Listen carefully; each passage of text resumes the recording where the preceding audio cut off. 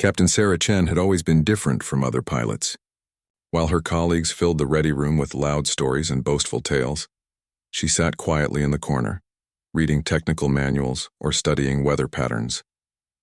At 28, she had logged more flight hours than pilots twice her age, but you would never hear her mention it.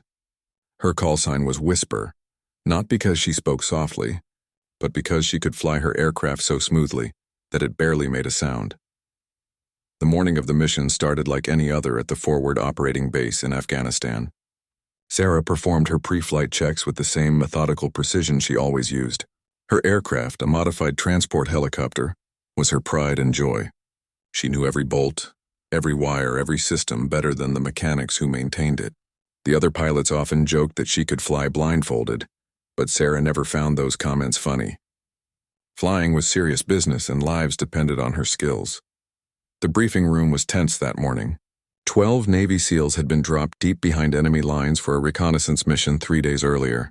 Their mission was supposed to last 24 hours, but something had gone wrong. Communication had been sporadic, then completely silent for the past 18 hours.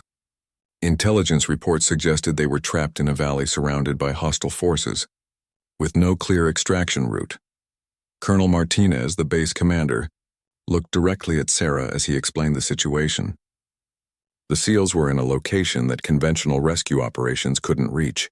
The terrain was too dangerous for ground vehicles, and the enemy presence made a standard helicopter extraction impossible. Multiple aircraft would draw too much attention and likely result in casualties. They needed someone who could get in and out without being detected, someone who could fly in conditions that would ground other pilots. Sarah listened carefully, taking notes in her small notebook. She didn't ask questions or volunteer immediately like some of the other pilots. Instead, she studied the maps and satellite images spread across the table. The target location was in a narrow valley with high mountain walls on both sides. The weather forecast showed incoming storms that would create dangerous flying conditions. Most pilots would consider it a suicide mission, but Sarah saw something different in those maps.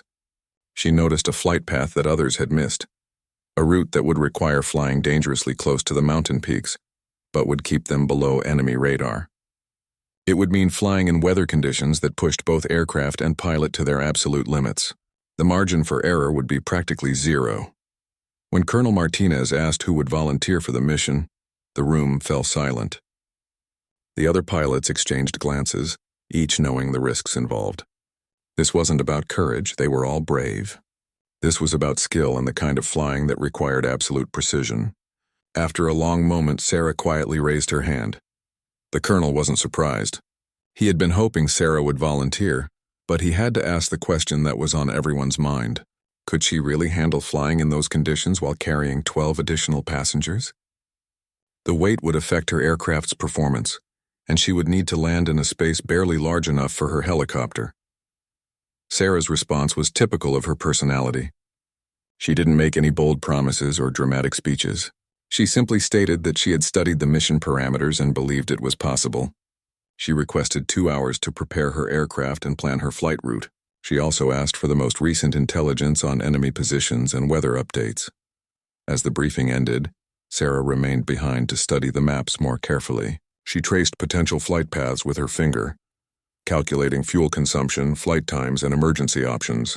Other pilots might rely on instinct and experience, but Sarah believed in preparation and precision. Every successful mission started with thorough planning. Her crew chief, Sergeant Rodriguez, found her still studying the maps an hour later. He had worked with Sarah for 2 years and had complete confidence in her abilities. However, even he was concerned about this mission. The weather alone made it extremely dangerous, and adding the enemy threat made it almost impossible. Sarah explained her plan to Rodriguez in her calm, quiet manner. She had identified a flight path that would take them through a series of valleys, keeping them hidden from enemy observation posts. The route was longer and more dangerous, but it would give them the element of surprise. The biggest challenge would be the final approach to the landing zone, which would require flying through a narrow canyon in deteriorating weather conditions. Rodriguez nodded as he listened, making notes about the specific preparations needed for the aircraft. Sarah's plan was risky, but it was also brilliant in its simplicity. By avoiding the obvious routes and using the terrain to their advantage, They could reach the SEALs without alerting the enemy forces in the area. The final hour of preparation passed quickly. Sarah completed her personal preparations with the same methodical approach she used for everything else. She checked her survival gear, studied the faces of the 12 SEALs she was going to rescue, and reviewed emergency procedures one final time. She also wrote a brief letter to her parents, which she left with Rodriguez, not because she expected to die, but because she always prepared for every possibility. As Sarah walked toward her aircraft, she felt the familiar calm that came before difficult missions. Other pilots got excited or nervous, but Sarah found peace in the challenge ahead. This was what she had trained for her entire career. A mission that would test every skill she had developed. The 12 SEALs were counting on her quiet competence and unwavering dedication to bring them home safely. The helicopter lifted off at 300 hours, disappearing into the darkness like a ghost. Sarah had chosen this time deliberately. The pre-dawn hours when enemy sentries would be at their least alert, and the darkness would provide maximum concealment. Her aircraft had been modified with special equipment that reduced noise and heat signatures, making it nearly invisible to enemy detection systems. Flying at night through mountainous terrain required skills that few pilots possessed. Sarah relied on her instruments and night vision equipment, but more importantly, she trusted her instincts developed through years of dangerous flights. The terrain below was a maze of valleys and peaks that could easily disorient even experienced pilots. One wrong turn could lead them into a dead-end canyon or directly over an enemy position. The first hour of flight went smoothly. Sarah followed her planned route through a series of valleys that provided natural concealment from enemy radar stations. Her co-pilot, Lieutenant Jackson, monitored communications and navigation systems while Sarah focused entirely on flying. Jackson was newer to the unit and had never flown a mission this dangerous, but he had complete confidence in Sarah's abilities. Weather conditions began to deteriorate as they reached the halfway point of their journey. Clouds were building up around the mountain peaks, and Sarah could feel the aircraft being buffeted by increasingly strong winds. The storm front was moving faster than predicted, which meant they had less time than originally planned. She would need to reach the SEALs and extract them before conditions became impossible for flight. Sarah made a crucial decision to alter her flight path. Instead of following the longer but safer route she had originally planned, she chose to take a more direct path through a narrow valley system. This route would save precious time but would require flying dangerously close to known enemy positions. It was a calculated risk that demonstrated her understanding of both the mission requirements and her aircraft's capabilities. The narrow valley presented challenges that would have defeated most pilots. The walls rose steeply on both sides, leaving little room for maneuvering. Downdrafts created by the wind flowing over the mountain peaks caused the aircraft to drop suddenly, requiring constant corrections to maintain altitude. Sarah's hands moved smoothly on the controls, making dozens of small adjustments every minute to keep them flying safely through the treacherous terrain. Lieutenant Jackson watched in amazement as Sarah navigated through conditions that seemed impossible. Her reputation as the unit's best pilot was well-deserved, but seeing her skills demonstrated under these circumstances was truly impressive. She anticipated problems before they developed and made corrections so smoothly that the aircraft barely seemed to move. Despite the violent air currents surrounding them, enemy activity became a concern as they approached the target area. Intelligence reports had indicated several observation posts along the route, and Sarah could see lights from enemy camps in some of the valleys below. She adjusted their altitude and route constantly to avoid detection, sometimes flying so low that the aircraft's landing gear nearly touched the ground, other times climbing rapidly to clear ridgelines. The most dangerous moment came when they had to cross directly over an enemy supply route. Sarah could see vehicle headlights moving along a mountain road below them, indicating significant enemy presence in the area. Rather than take the longer route around, she made the bold decision to fly directly overhead at maximum altitude, using the darkness and her aircraft's stealth modifications to avoid detection. For several tense minutes, Sarah and Jackson held their breath as they passed over the enemy convoy. The slightest mistake or equipment malfunction would reveal their presence and likely result in surface-to-air missile attacks. Sarah maintained perfect flight control, keeping the aircraft steady despite the challenging conditions. They passed over the enemy positions without being detected, but both crew members knew they had just completed one of the most dangerous phases of the mission. As they approached the target valley, Sarah began her descent toward the location where the SEALs were believed to be hiding. The intelligence reports were several hours old, and there was no guarantee that the team was still at the designated coordinates. Sarah would need to locate them quickly and extract them before enemy forces in the area could respond to their presence. The target valley was smaller and more confined than Sarah had expected from the maps and satellite images. Landing would require precision flying that left no room for error.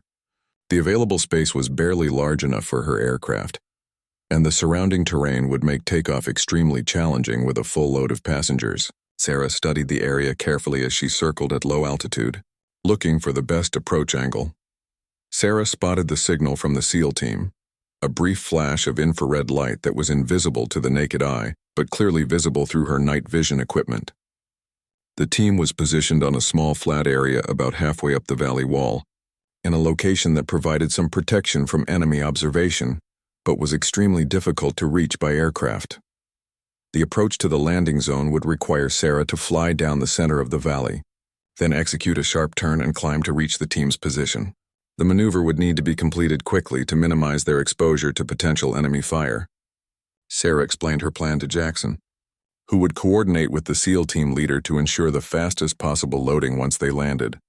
Sarah began her final approach with the same calm confidence she had displayed throughout the mission. The wind conditions in the valley were creating severe turbulence, and she could feel the aircraft being pushed around by the unpredictable air currents. She made constant adjustments to her flight path, using her deep understanding of aerodynamics and weather patterns to maintain control. The landing zone appeared ahead of them, a small patch of relatively flat ground that looked impossibly small for a helicopter landing. Sarah reduced power and began her descent, knowing that she would have only one chance to get this right. The margin for error was so small that even a minor mistake could result in a crash that would kill everyone aboard. The helicopter touched down with barely 3 feet of clearance on either side. Sarah had executed one of the most precise landings of her career, placing her aircraft exactly where it needed to be despite the challenging conditions. The rotor blades were spinning dangerously close to the rocky walls of the valley, creating a deafening noise that echoed off the surrounding cliffs. 12 SEALs emerged from their concealed positions and moved quickly toward the aircraft. Their team leader, Chief Petty Officer Williams, was the first to reach Sarah's window.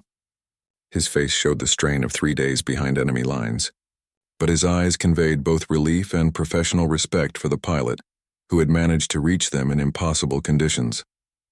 The SEALs loaded into the aircraft with military efficiency, each man carrying essential equipment and wounded teammates. Sarah could see that 2 of the team members were injured, one with a leg wound that made walking difficult, another with what appeared to be a shoulder injury. The team had clearly encountered enemy resistance during their mission, making their extraction even more critical. Chief Williams climbed into the co-pilot area to brief Sarah on the tactical situation. Enemy forces had been searching for the SEAL team since the previous morning, and several patrols were operating in the valleys below their current position.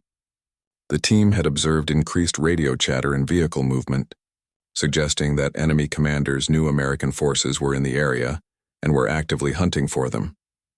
Sarah listened to the briefing while keeping her engines running and monitoring her instruments. Every second they remained on the ground increased the risk of detection and attack. However, she needed to understand the tactical situation before attempting takeoff, as her flight route might need to be adjusted based on current enemy positions. The most critical information Williams provided was that enemy forces had set up roadblocks and observation posts along several of the valleys Sarah had originally planned to use for their escape route. The enemy was clearly trying to prevent any rescue attempt by blocking the most obvious flight paths.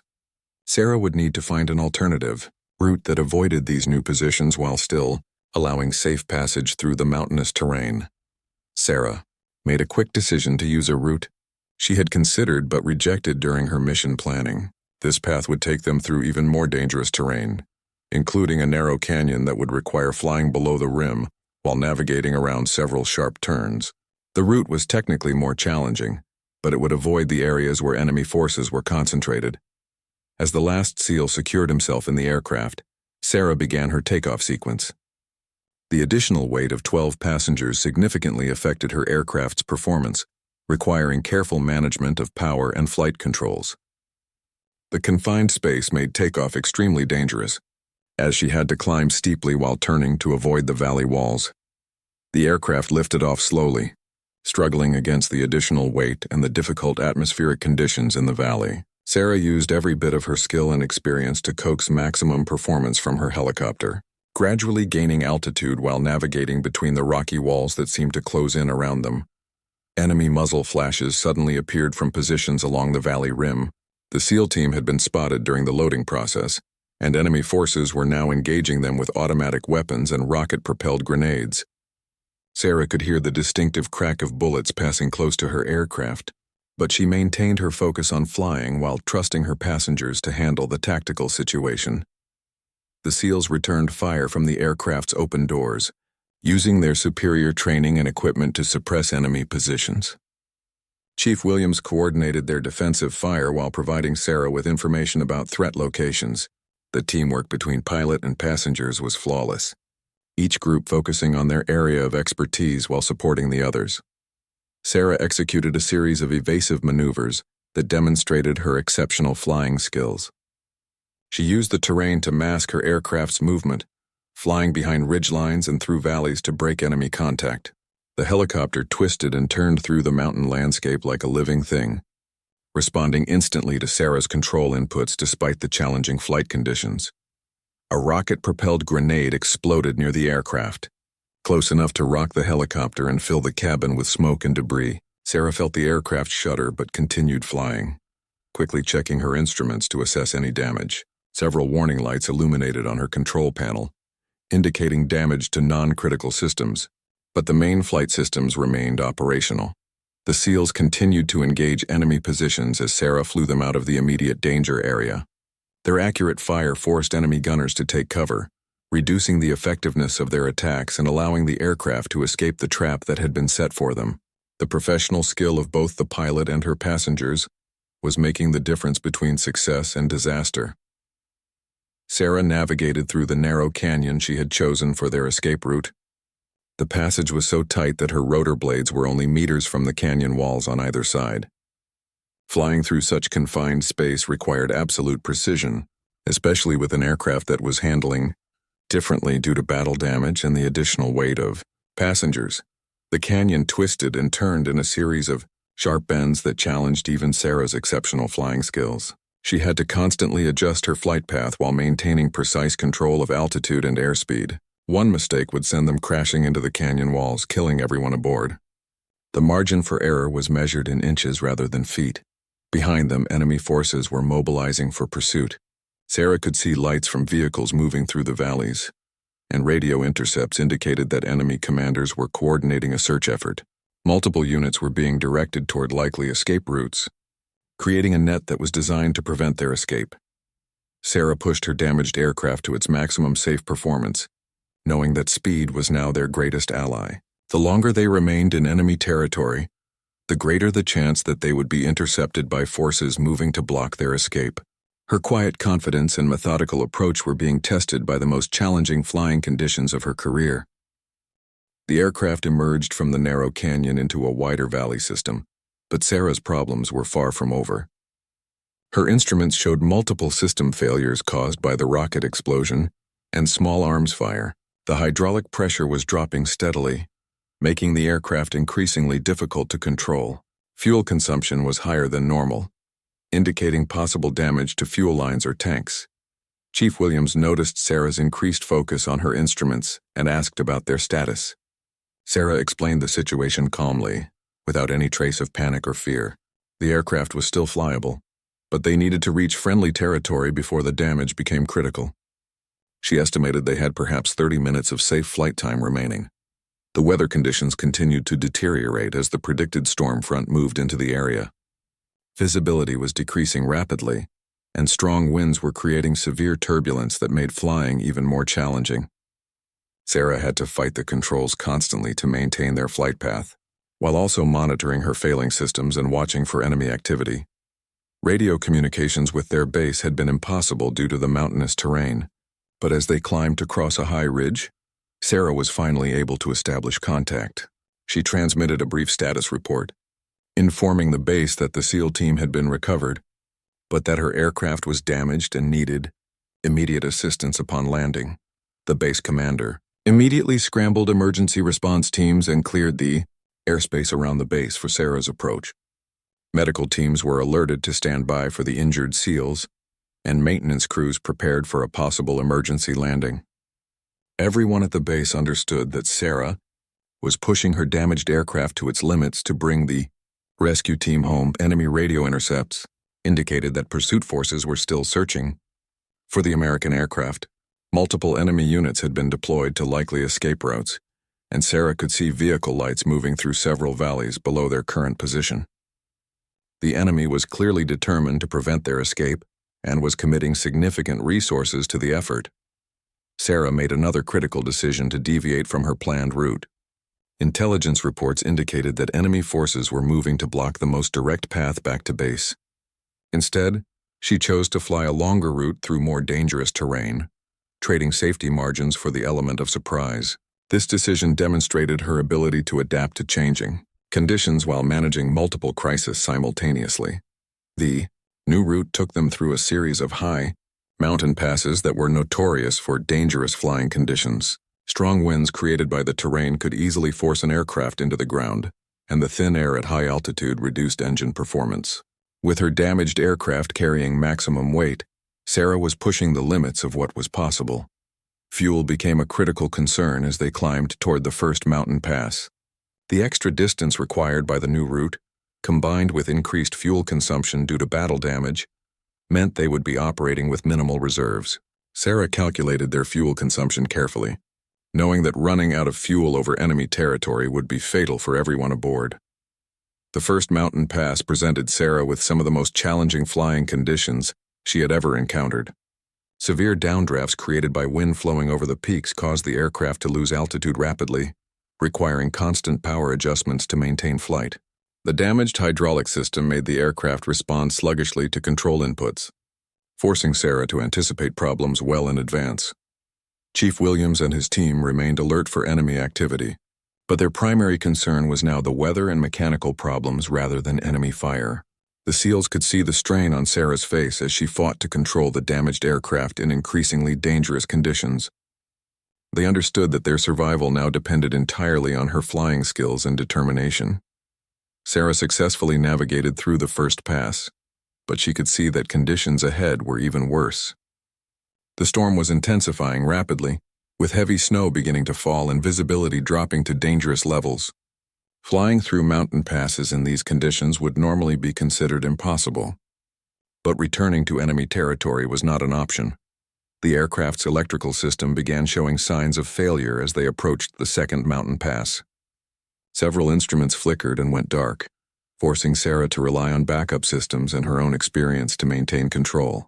She had trained for instrument failures, but dealing with multiple system breakdowns simultaneously while flying in dangerous conditions tested her skills to their absolute limits. Wind shear in the second pass nearly caused a crash when the aircraft suddenly dropped several hundred feet without warning. Sarah recovered control just before impact with the rocky slopes below, but the maneuver put additional stress on the already damaged aircraft. Warning lights flickered across her instrument panel, indicating that multiple systems were approaching their failure points. The SEALs could do nothing but trust in Sarah's abilities as she battled to keep them airborne. They had seen many skilled pilots during their military careers, but Sarah's performance under these conditions was exceptional, even by special operations standards. Her quiet competence was keeping them alive against overwhelming odds. Sarah pushed the aircraft through the final mountain pass as systems continued to fail around her. The hydraulic system was now operating on backup pumps. The electrical system was functioning intermittently, and fuel levels were approaching the minimum required for landing. She was flying on experience, instinct, and sheer determination. The lights of their base finally appeared in the distance, but Sarah knew that reaching the runway would require every bit of her remaining skill and luck. The aircraft was barely controllable. Systems were failing one by one, and weather conditions were making the approach extremely dangerous. The rescue mission would only be successful if she could safely land the damaged aircraft with all 13 lives aboard. The base's runway lights appeared through the swirling snow like beacons of hope. But Sarah knew that landing would be the most dangerous part of their entire mission. Her aircraft was barely responding to controls, with hydraulic fluid leaking steadily and electrical systems failing intermittently. The combination of battle damage, system failures, and severe weather created conditions that would challenge even the most experienced test pilots.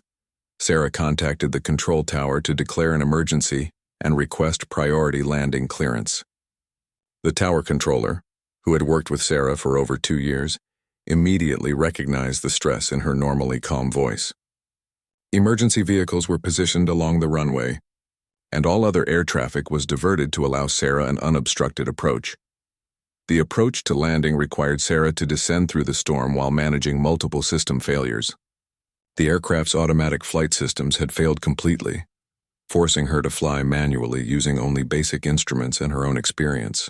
Strong crosswinds pushed the helicopter sideways, requiring constant corrections to maintain alignment with the runway. Chief Williams could see the intense concentration on Sarah's face as she fought to control the aircraft. Sweat beaded on her forehead despite the cold air flowing through bullet holes in the cabin. Her hands moved constantly on the controls, making dozens of small adjustments every minute to compensate for the aircraft's deteriorating condition and the challenging weather. The hydraulic system finally failed completely as they descended through 500 feet altitude. Sarah felt the flight controls become extremely heavy and unresponsive, requiring all of her physical strength to maintain control. Flying without hydraulic assistance was like trying to steer a truck with the power steering disconnected. Possible, but exhausting and dangerous. Sarah called out to Lieutenant Jackson to assist her with the controls, and together they managed to maintain their approach path toward the runway. The two pilots worked as a team, with Jackson helping to manage the collective control while Sarah focused on maintaining heading and altitude. Their coordination was flawless, developed through months of flying together in difficult conditions. The aircraft crossed the runway threshold at a steeper angle than normal, as Sarah struggled to control their descent rate without proper hydraulic assistance. The landing would be hard, but she was more concerned about maintaining directional control during the touchdown. A crosswind landing with failed flight controls could easily result in a crash that would kill everyone aboard. Ground personnel watched anxiously as Sarah's aircraft approached the runway. The helicopter was obviously in serious trouble, flying erratically and leaving a trail of fluid that could be seen even through the falling snow. Emergency vehicles moved into position, ready to respond immediately if the landing went wrong. Sarah flared the aircraft for landing using every bit of her strength and skill. The helicopter touched down hard, bouncing once before settling firmly onto the runway surface. She immediately applied maximum braking and shut down the engines, bringing the aircraft to a stop, just as the last of the hydraulic fluid drained from the damaged systems. The silence that followed the engine shutdown was deafening after hours of flight in the noisy, damaged aircraft. For a moment, everyone aboard sat quietly, hardly believing they had survived the mission. Then Chief Williams began organizing the evacuation of his wounded team members, while Sarah completed her post-flight shutdown procedures with the same methodical precision she always used. Medical teams rushed to assist the injured SEALs as they were carried from the aircraft. The two wounded team members were quickly loaded onto stretchers and transported to the base hospital for treatment. Their injuries were serious but not life-threatening, thanks in large part to Sarah's quick extraction and smooth flight, despite the challenging conditions. Sarah remained in her pilot's seat for several minutes after everyone else had left the aircraft. She was physically and emotionally exhausted from the demanding flight, but also experiencing the quiet satisfaction that came from completing an impossible mission successfully. 13 people were alive because of her skills and determination. Lieutenant Jackson was the first to congratulate Sarah on her exceptional flying performance. He had learned more about advanced piloting techniques during this single mission than in months of normal operations. Sarah's calm professionalism under extreme pressure had made the difference between success and disaster. Base. Maintenance crews began their inspection of the damaged aircraft and quickly determined that it should not have been able to fly at all with the extent of damage it had sustained. Multiple critical systems had failed, several control surfaces were damaged by gunfire, and fuel lines had been punctured by shrapnel. Sarah had literally flown an unflyable aircraft back to base. Chief Williams found Sarah in the debriefing room, still wearing her flight gear and looking tired but satisfied. He thanked her personally for the rescue, noting that her courage and skill had saved the lives of 12 highly trained special operations personnel. The mission would be remembered as one of the most successful rescue operations in recent military history. Sarah's response was typical of her personality. She simply stated that she had done her job and expressed satisfaction that everyone had returned safely. She deflected praise for her individual performance, instead crediting the teamwork of her crew and the professionalism of the SEAL team for the mission's success. Word of Sarah's heroic rescue mission spread quickly throughout the military community. Pilots from other units requested transfers to work with her, and senior commanders began taking notice of the quiet pilot who had accomplished what others thought impossible. However, Sarah remained focused on her work rather than the recognition her actions had earned. The damaged aircraft was eventually repaired and returned to service, but it carried new battle scars that served as a reminder of Sarah's exceptional mission.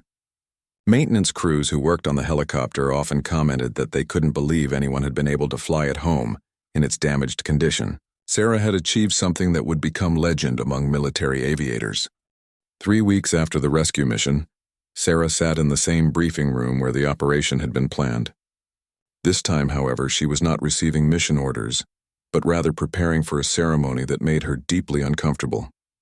The military brass had decided to recognize her heroic actions with one of the highest awards for valor, and Sarah wished she could simply return to her normal flying duties without the attention. General Patricia Hayes, the regional commander, had flown in specifically to present Sarah's award. The general had read the mission reports and interviewed all the participants, and she understood that Sarah's actions had saved 13 lives through exceptional skill and courage. The rescue had been accomplished under conditions that military flight instructors would use as examples of impossible situations. The ceremony was held in the base's main hangar, with Sarah's repaired aircraft positioned as a backdrop.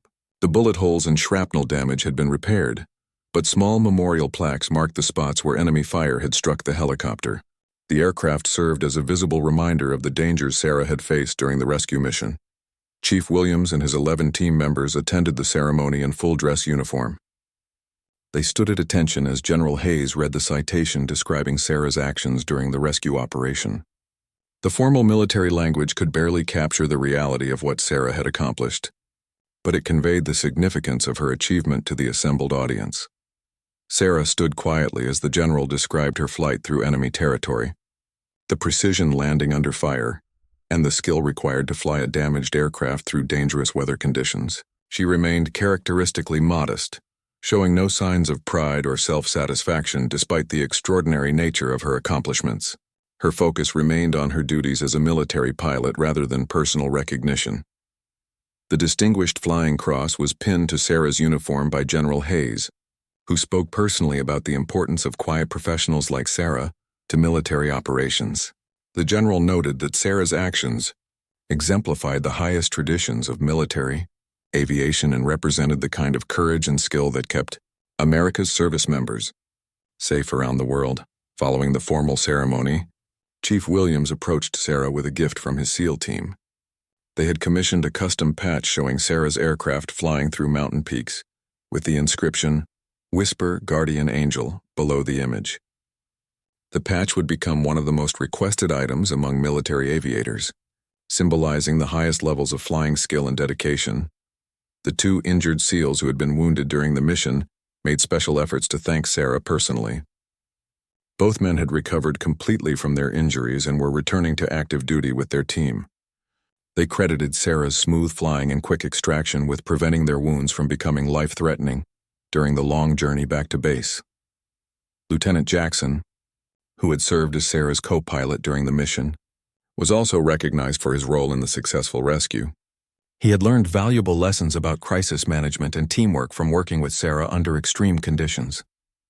Their partnership during the mission demonstrated the importance of crew coordination in military aviation. Sarah's parents attended the ceremony, having flown across the country to witness their daughter's recognition. They had always known Sarah was an exceptional pilot, but seeing the respect and admiration of her military colleagues helped them understand the true significance of her career choice. Sarah remained their quiet, modest daughter despite her extraordinary achievements. The story of Sarah's rescue mission became part of military aviation lore, studied in flight training schools and discussed by pilots around the world. However, Sarah herself rarely spoke about the mission, preferring to focus on current operations rather than past accomplishments. Her quiet professionalism continued to set the standard for military aviators. 6 months after the rescue, Sarah was promoted to major and given command of her own flight unit. The promotion came with increased responsibilities and the opportunity to train other pilots in advanced flying techniques. Sarah accepted the new role with the same quiet dignity she had always displayed, viewing it as another opportunity to serve her country and her fellow service members. The SEALs who had been rescued continued their military careers, carrying with them a deep appreciation for the skill and courage of military pilots. Several of them requested Sarah's unit for future operations, knowing that her leadership and flying abilities provided an extra margin of safety for dangerous missions. Their confidence in Sarah was shared throughout the special operations community. Sarah's aircraft was eventually retired from service and placed in a military aviation museum, where it serves as a testament to both her flying skills and the dedication of military personnel who risk their lives to save others. The museum display includes a detailed account of the rescue mission and Sarah's role in its success. Years later, Sarah continued flying military aircraft, training new pilots, and leading rescue missions around the world. She remained the same quiet, professional aviator who had volunteered for an impossible mission and brought 13 people home safely. Her legacy inspired countless other pilots to pursue excellence in service, proving that true heroism often comes from those who speak softly, but act with extraordinary courage and skill.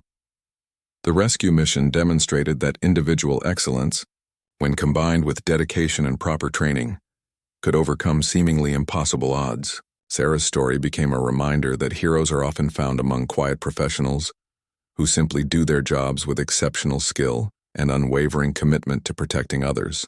Her example continues to inspire military aviators and remind them that every mission matters and every life is worth saving.